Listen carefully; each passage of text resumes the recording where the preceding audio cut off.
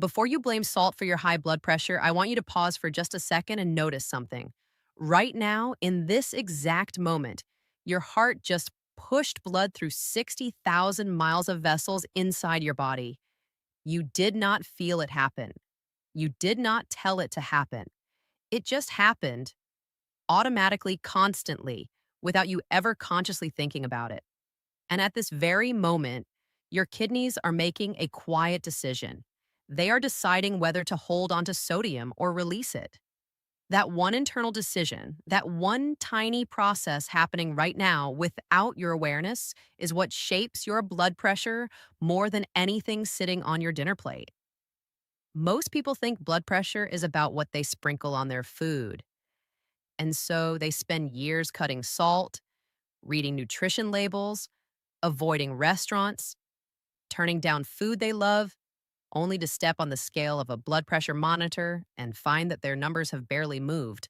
If that sounds familiar, if that experience feels like something you have lived, what I am about to share with you today may genuinely be the most important thing you hear about your heart health this year.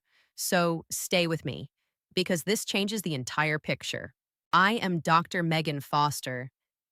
I spent over 2 decades in surgical practice, working directly with patients dealing with vascular disease and resistant hypertension. These were people who had done everything right by the conventional advice. They had cut their sodium, they were taking their medications faithfully, they were reading every label, and their blood pressure was still high, not slightly high. Stubbornly, frustratingly, clinically high. What I kept seeing year after year in practice was that the medical conversation around blood pressure was stuck in a very narrow lane. That lane was sodium. And sodium, while it absolutely plays a role in blood pressure, is rarely the root cause of chronic persistent hypertension. Yes, sodium can raise pressure temporarily. If someone with sensitive blood pressure eats a very salty meal, they may see a temporary rise. That is real. But when blood pressure stays elevated day after day, week after week, even after a person has reduced their sodium intake significantly, that tells us something much deeper is broken inside the regulatory system. The real issue is not what you are consuming. The real issue is how your body is regulating what you consume. And the hidden drivers of that regulatory failure are metabolic. They are happening in your hormones, your minerals, and the chemistry of your blood, not just on your dinner plate. I want you to think back for a moment. Think back honestly, 10 or 15 years.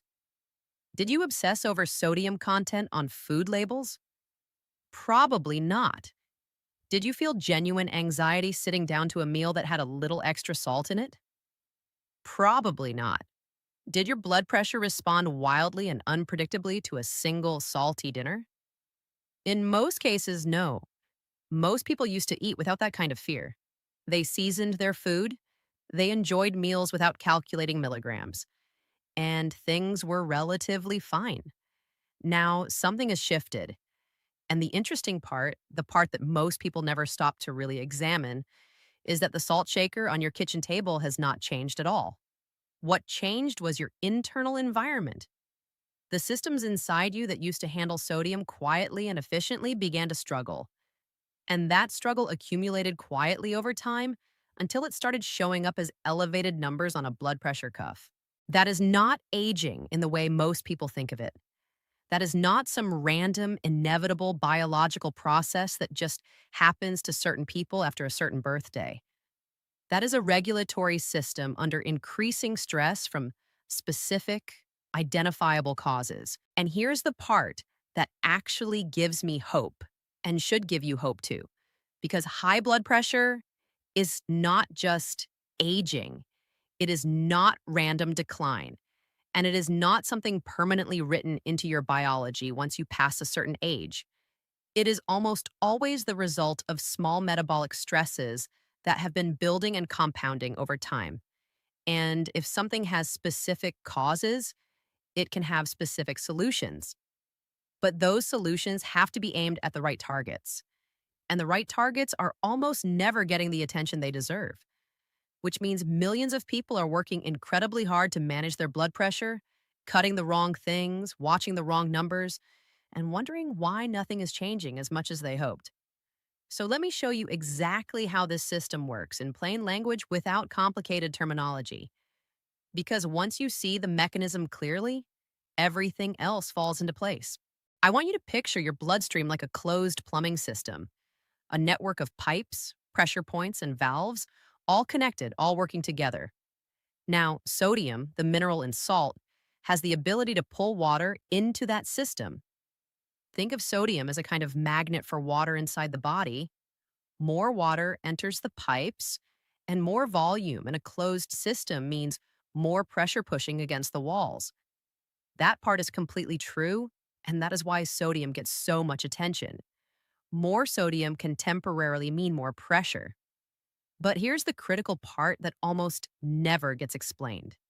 In a healthy, well functioning body, the kidneys act like a pressure release valve. They are constantly monitoring the system. When sodium rises and pressure begins to climb, healthy kidneys sense that change. They filter out the excess sodium. Water follows the sodium out of the body. Volume drops, and pressure returns to normal. The kidneys are your built in automatic pressure management system. When they are working well, moderate amounts of sodium are simply not a serious problem. The body handles it. Now imagine that pressure release valve getting rusty, not completely seized, not broken in a catastrophic sense, just sluggish, just slow to respond the way it used to. Sodium that should be cleared stays in the system a bit longer than it should. Water that should follow sodium out stays in the system a bit longer than it should. And pressure that should normalize after a meal stays elevated a bit longer than it should. Over days and weeks and months, that slight chronic elevation adds real wear to your arteries. It adds real strain to your heart muscle. And it shows up as elevated readings on a blood pressure monitor, not because you ate too much salt at lunch, but because the release valve stopped functioning the way it was designed to. Now, here's the key question. What makes that release valve get rusty? What are the actual biological factors that impair the kidney's ability to manage sodium properly? There are four of them: chronically elevated insulin levels from refined carbohydrates and added sugars, low magnesium, which most modern diets simply do not provide adequately, elevated uric acid, driven largely by excess fructose from beverages and processed foods, and low potassium, which is the direct counterbalance to sodium that has essentially been stripped out of the modern food supply. When one of these factors is present, the kidney's regulatory function is impaired. When all four are present together, which is increasingly common in people eating a standard modern diet, the system is severely compromised. And cutting sodium in that situation is like mopping a flooded floor while the faucet is still running. You can mop as fast as you want. The floor stays wet because you have not addressed the source. So today, I am going to walk you through each of these four drivers in depth. I am going to explain what they are doing in your body and why they matter for blood pressure. I'm going to point out the common mistakes people make around each one. And I am going to save the most important driver for last because it is the one that amplifies and worsens all the others. It is the factor that, when low, makes everything harder to correct. Stay with me through all four because the picture only becomes fully clear when you see how they interact. Before we get into the first driver, I want to ask you something directly. When you reduced your salt intake, maybe significantly, maybe very faithfully, did your blood pressure drop in a meaningful way? Or did it stay stubbornly close to where it was before? I genuinely want to know, and I want you to think about that honestly, because a large number of people watching this right now have tried the low sodium approach, some for years, and the results were underwhelming or temporary. And those people often end up blaming themselves. They wonder if they are not being strict enough, or if their situation is just worse than other people's. You are not imagining the poor results. You are not failing. You are following advice that is addressing a symptom rather than the underlying cause. Leave your experience in the comments because this is a conversation that needs to happen, and other people watching need to know they are not alone in what they have experienced. Now, let us get into the first hidden driver, magnesium deficiency. If I asked most people on the street what magnesium does, they would probably mention muscle cramps, maybe sleep. And those associations are real.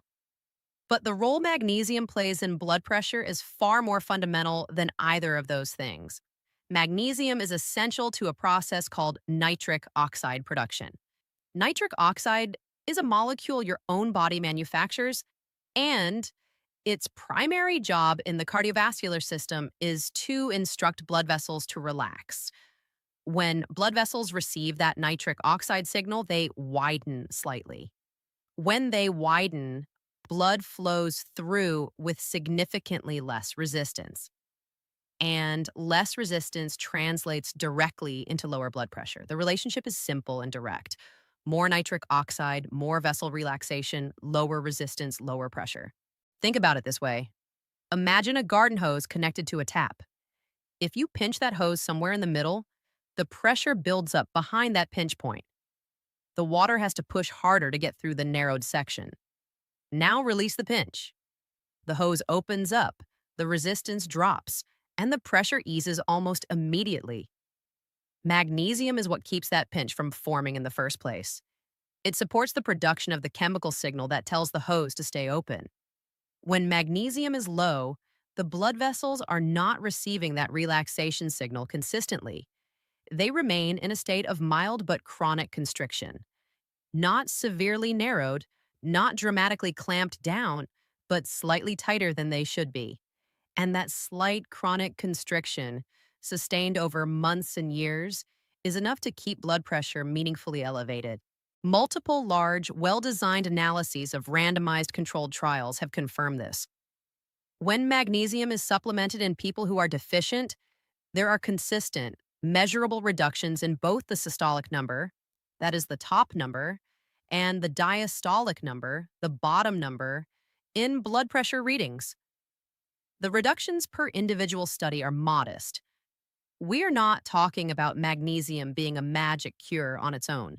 But when you understand that magnesium is working alongside the other three drivers we will discuss today, and that all four need to be addressed together, a consistent, modest effect from each driver adds up to something genuinely significant. So, why are so many people low in magnesium? The answer is not complicated. It comes down to what modern diets actually contain. Magnesium, in meaningful amounts, lives in leafy green vegetables, in legumes like lentils and beans, in nuts, in seeds, and in whole, unprocessed grains. These are foods that many people do not eat consistently or in large enough amounts. The typical diet built around convenience food, packaged snacks, white bread, fast food, processed proteins is simply not delivering adequate magnesium. And there's a very common mistake that many well-intentioned people make, which is assuming that their daily multivitamin is covering their magnesium needs. In most cases, it is not. Many standard multivitamins contain magnesium in amounts that are far too small to produce a meaningful effect on vascular health. The amounts needed to genuinely support blood vessel relaxation and healthy blood pressure tend to be higher than what you find in a typical one-a-day supplement. So if you have been relying on a multivitamin to cover your bases, that assumption is worth revisiting. Magnesium sets the foundation. It keeps the vessels capable of relaxing and supports the basic biochemistry that the kidneys need to regulate sodium properly. But magnesium does not operate in isolation. And what I want to talk about next explains why so many people who eat what they believe is a healthy, clean diet, maybe even avoiding processed food, still end up with blood pressure that will not come down. This next driver is hiding in plain sight for a lot of people, and when they hear it, the pieces suddenly start to fit together. The second hidden driver is insulin resistance. Now, I want to be clear about what I mean here because insulin is usually talked about only in the context of blood sugar and diabetes. And most people associate it with that conversation alone. But insulin has a second job, a completely separate function that very few people know about, and it directly involves blood pressure. Insulin communicates with your kidneys. When insulin is present in your bloodstream, it sends a specific signal to the kidneys instructing them to retain sodium. Hold on to it. Do not release it yet. In a healthy metabolic state, this is a brief and temporary message. You eat, insulin rises in response to the meal, the kidneys briefly retain a little sodium, insulin drops back to baseline within a few hours, and the kidneys release the sodium. The whole process resets cleanly and quickly. But in a person with insulin resistance, which is far more common than most people realize, the baseline insulin level does not drop back to a low, clean baseline between meals. It stays elevated, chronically, persistently elevated. And when insulin is chronically elevated, the kidneys are receiving that sodium retention signal, not just for a few hours after each meal, but essentially all day, every day. The kidneys do not get a clean window to clear excess sodium. The retention signal never fully turns off. And so sodium builds up. Water follows sodium into the bloodstream. Blood volume stays higher than it should be. And blood pressure stays elevated because of that excess volume, regardless of how little salt you're actually eating. This is the mechanism that explains why low sodium diets often disappoint people. You can reduce your sodium intake, but if insulin is constantly signaling your kidneys to hold on to what sodium is present, the effect of that reduction is blunted. The problem is not the amount of salt coming in, it is the instruction preventing the salt from leaving properly. Research consistently shows that hypertension, prediabetes, and metabolic syndrome overlap heavily in the same individuals. This is not a coincidence. It is a direct mechanistic connection. The same metabolic disruption that impairs blood sugar regulation impairs blood pressure regulation through the insulin kidney pathway. And the common dietary mistake people make is focusing all their attention on the sodium content of their food while continuing to eat large amounts of refined carbohydrates and added sugars, the foods that keep insulin chronically elevated. White bread, white rice, pasta, sweetened beverages, packaged snack foods. These foods drive prolonged insulin elevation. And as long as insulin stays high, the kidney retention signal stays on. This is not an argument for eliminating carbohydrates entirely. It is an argument for understanding that the type and quantity and frequency of carbohydrate consumption has a direct and significant effect on blood pressure through a pathway that has nothing to do with sodium.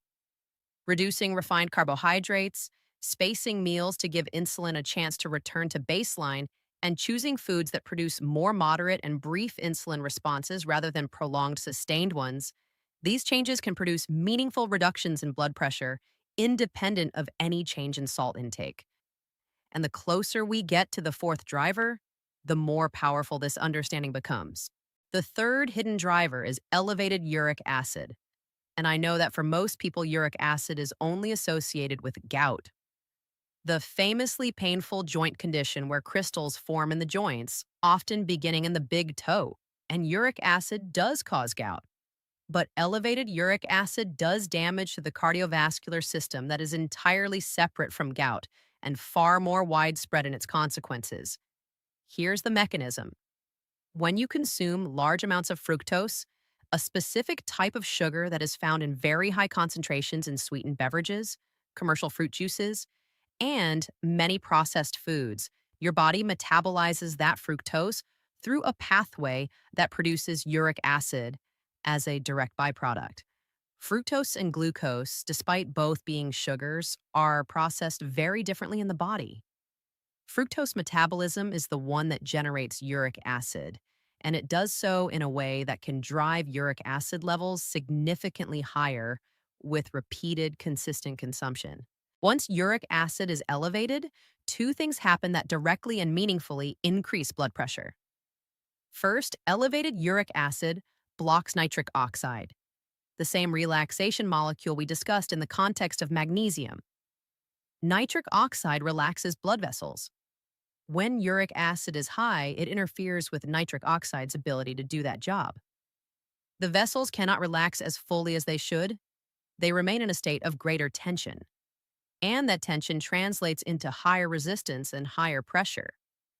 Second, and this compounds the first problem, elevated uric acid directly impairs the kidney's ability to excrete sodium. So now we have a situation where the insulin pathway is telling the kidneys to retain sodium, and the uric acid pathway is separately through a different mechanism, also preventing the kidneys from releasing sodium effectively. These two forces are compounding on each other simultaneously. And additionally, chronically elevated uric acid contributes to something called vascular stiffness, where the walls of the arteries themselves become less flexible, less able to absorb and adapt to the pressure waves generated with each heartbeat. Stiff arteries cannot buffer pressure effectively, so the pressure just keeps building. Clinical research has shown that in certain populations, reducing uric acid levels produces measurable reductions in blood pressure. And the most common source of the excess fructose driving uric acid elevation is not even food, it is beverages. A glass of commercial orange juice in the morning contains a very large amount of fructose, stripped of the fiber from the whole orange that would have slowed its absorption. A glass of apple juice, a sweetened iced tea, a flavored sports drink. These beverages are delivering concentrated fructose rapidly, and people consume them throughout the day thinking they are making healthy choices. Because fruit is healthy, right? And so fruit juice must be healthy. But there is a fundamental difference between eating a whole orange and drinking a glass of juice made from multiple oranges. The fiber is gone. The fructose concentration is high, and the speed at which it hits the system is entirely different. That difference has real consequences for uric acid and, through uric acid, for blood pressure. Now we have three drivers in place simultaneously: magnesium deficiency, leaving vessels slightly constricted; chronically elevated insulin signaling the kidneys to retain sodium; elevated uric acid blocking nitric oxide, impairing sodium excretion further and stiffening the arterial walls. Any one of these on its own would create some degree of pressure elevation. All three together create a system that is working against itself at multiple levels at the same time. And yet, the entire conversation in most clinical settings is still primarily about sodium and medication. The conversation is missing most of the actual picture. Which brings us to the final driver, the one I promised you would tie everything together. And now that you understand the other three, what I am about to say is going to make complete sense in a way it never would have 30 minutes ago. The fourth and most critical driver of chronically elevated blood pressure is low potassium. This is the most overlooked factor in modern hypertension. And in my view, it may be the most important one to understand because potassium is the direct counterbalance to sodium in the human body. These two minerals are designed to work together in a specific relationship. Potassium signals the kidneys to release sodium. When potassium levels in the bloodstream are adequate, the kidneys receive a clear, consistent signal to filter out excess sodium. Water follows the sodium out. Blood volume drops slightly. Pressure eases, and blood vessels directly respond to higher potassium by relaxing, which reduces resistance independently of the kidney pathway. Potassium also lowers the activity of the sympathetic nervous system, which is the system responsible for the stress response, elevated heart rate, and vasoconstriction. Higher potassium levels mean a calmer nervous system response in the cardiovascular system. More relaxed vessels, lower volume, lower pressure. For the overwhelming majority of human history, the human diet was naturally rich in potassium. Whole vegetables, legumes, root vegetables, leafy greens, fruits eaten in their whole form. All of these are high in potassium. Researchers who have studied ancestral dietary patterns estimate that the natural ratio of potassium to sodium in the diets humans evolved on was roughly 10 to 1 in favor of potassium. 10 parts potassium for every 1 part sodium. That was the environment our kidneys and cardiovascular systems developed in and were optimized for. Today, in a diet built primarily around processed and packaged foods, that ratio has flipped almost completely. We are eating dramatically more sodium than potassium. And without adequate potassium, the kidney release signal never fires properly. The sodium stays in, the volume stays up, the pressure stays elevated. Not because you added too much salt to your food, but because the counterbalancing mineral that should be prompting sodium release has been essentially removed from the modern food supply through food processing. The potassium that exists naturally in vegetables, legumes, and whole foods is stripped away during processing. It does not survive the manufacturing process in meaningful amounts. And in its place, large quantities of sodium are added for preservation, for flavor, and for texture. Someone eating a diet based primarily on packaged and processed foods is, by the structure of that diet, chronically potassium deficient and sodium excess at the same time. Not because of their choices exactly, but because of what the food itself has been designed to contain. This is not about personal failure. This is about a mismatch between what modern food provides and what human physiology was built to expect. Large scale population studies conducted across many countries and many decades consistently show that higher potassium intake is strongly and independently associated with lower blood pressure and meaningfully lower cardiovascular risk. The evidence is not ambiguous. Higher potassium is good for the heart and the blood pressure in the vast majority of people.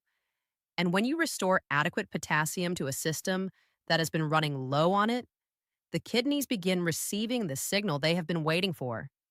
The sodium begins to move, the water follows, the volume drops, and the pressure begins to respond. Not because you removed salt from your diet, because you gave the system the mineral it needs to manage sodium the way it was always designed to do. Now I need to be transparent about an important caveat here. If you have kidney disease, particularly moderate to severe kidney disease, the kidney's ability to regulate potassium is itself impaired. In that situation, increasing potassium intake without supervision can create a dangerous excess. If you have diagnosed kidney disease, any changes to your potassium intake need to happen in close communication with your physician or a nephrologist. Similarly, certain medications, particularly some of the medications used to treat high blood pressure itself, can affect how the body handles potassium. If you are on any medications for blood pressure or heart conditions, please discuss dietary mineral changes with your prescribing doctor before making significant adjustments. This is not meant to scare you away from potassium. For the vast majority of people with healthy or moderately healthy kidney function, restoring potassium through whole food sources is safe and beneficial. But it needs to be done thoughtfully and with awareness of your individual medical situation. Let me bring the full picture together now because I want the complete mechanism to be clear in your mind. Chronic high blood pressure, in the overwhelming majority of people, is a regulatory failure, not a sodium intake problem. Here is what that failure looks like in practice. Insulin, chronically elevated from a diet high in refined carbohydrates and added sugars, signals the kidneys to retain sodium around the clock. Magnesium, inadequate in a diet low in leafy greens, legumes, and nuts, leaves the blood vessels unable to relax fully and impairs the nitric oxide production that would otherwise ease vascular tension. Uric acid, driven higher by excess fructose from beverages and processed foods, blocks whatever nitric oxide is produced, separately impairs kidney sodium excretion, and stiffens the artery walls so they cannot buffer pressure effectively. And potassium, stripped almost entirely from the modern food supply through processing, leaves the kidneys without the release signal they need to clear the sodium that the insulin pathway is causing them to retain in the first place. All four are working in the same direction simultaneously. And the cumulative effect is a blood pressure regulation system that is strained at every level. Removing sodium from this picture helps somewhat at the margins. but it does not turn off the retention signal from insulin. It does not restore vessel relaxation from magnesium. It does not repair nitric oxide function blocked by uric acid, and it does not give the kidneys the potassium signal they need to actually release the sodium. You need to address the actual causes. And the good news, the genuinely encouraging part of all of this is that all four of these factors respond to dietary changes. They are not permanent, irreversible states. They are the result of inputs, and inputs can be changed. To give you a practical framework, here's a 30-day starting approach based on all four drivers. In the first week, the primary focus is on reducing refined carbohydrates and added sugars. This includes white bread, white rice, pasta, packaged snack foods, and sweetened beverages of all kinds. You do not need to eliminate these entirely or immediately, but begin pulling back on them meaningfully. Give your insulin levels a chance to start coming down. This single change begins to ease the retention signal on your kidneys and creates better conditions for everything else that follows. In the second week, begin actively adding potassium rich whole foods to your daily meals. Sweet potatoes, avocado, cooked leafy greens, lentils, kidney beans, white beans. These are foods that are naturally high in potassium and also low in sodium, exactly the combination your kidneys have been waiting for. You are not trying to supplement potassium aggressively here. You are trying to restore a natural dietary balance that modern food has removed. Real food sources of potassium are both safer and more effective than high dose supplements for most people. In the third week, take a serious look at your magnesium intake. Are you eating leafy greens regularly and in meaningful amounts? Are nuts and seeds a consistent part of your diet? If the answer is not really, this is the week to be intentional about changing that. Cooked spinach, almonds, pumpkin seeds, black beans, these are practical, accessible sources. And if you are considering a magnesium supplement, look for forms like magnesium glycinate or magnesium malate, which tend to be better absorbed than the magnesium oxide found in many inexpensive products. In the fourth week, look carefully and honestly at your beverage choices. Fruit juices, sweetened iced teas, flavored sports drinks, commercial lemonade. These are often invisible sources of concentrated fructose that are pushing uric acid higher every single day. Most people underestimate how much fructose they are consuming through drinks rather than food. Replacing these beverages with water, plain sparkling water, or unsweetened options is one of the most impactful changes many people can make, specifically because it targets the uric acid pathway that is blocking nitric oxide and impairing sodium excretion. Throughout all 4 weeks, check your blood pressure twice a week, not every day. Daily readings can create unnecessary anxiety and can be misleading because blood pressure fluctuates naturally with activity, stress, posture, and time of day. But twice a week gives you a genuine trend. And over a 30-day period, with consistent changes across all four drivers, the trend you see may surprise you in a meaningful and encouraging way. Here's something I find genuinely compelling when people begin making these changes. They often notice physical shifts before they even check their blood pressure. Less of that pressure or fullness sensation in the head, less facial flushing, particularly after meals, more stable, even energy throughout the day without the sudden drops or spikes, fewer intense blood pressure surges after stressful moments. These are real physiological changes. They reflect a body that is beginning to regulate itself more effectively. And they tend to appear within weeks in people who make these changes consistently. That kind of physical feedback matters enormously because it tells you the system is responding. It tells you the mechanisms we have discussed today are real and active in your body. I also want to address a concern that I know many people carry, and it is worth speaking to directly. Some people watching this have had elevated blood pressure for 10 years, for 15 years. They have been on medication for a long time. And the natural assumption is that after that many years, the biology is too set, too ingrained, too far gone for lifestyle changes to make a meaningful difference. That assumption is not accurate. The mechanisms we have discussed today are not one time events that happen and then freeze in place. They are ongoing processes. Your kidneys still respond to potassium today. Your blood vessels still respond to magnesium and nitric oxide today. Your insulin levels still respond to reduced carbohydrate intake today. These are dynamic systems that respond to their inputs at any age. The response may be somewhat slower or more gradual after years of accumulated stress. The changes may take longer to fully develop, but the responsiveness is still there. And every meaningful reduction in blood pressure, even a modest one, reduces the cumulative wear and damage to your arteries and heart going forward. That is worth pursuing, regardless of how long the problem has been present. You are not simply declining.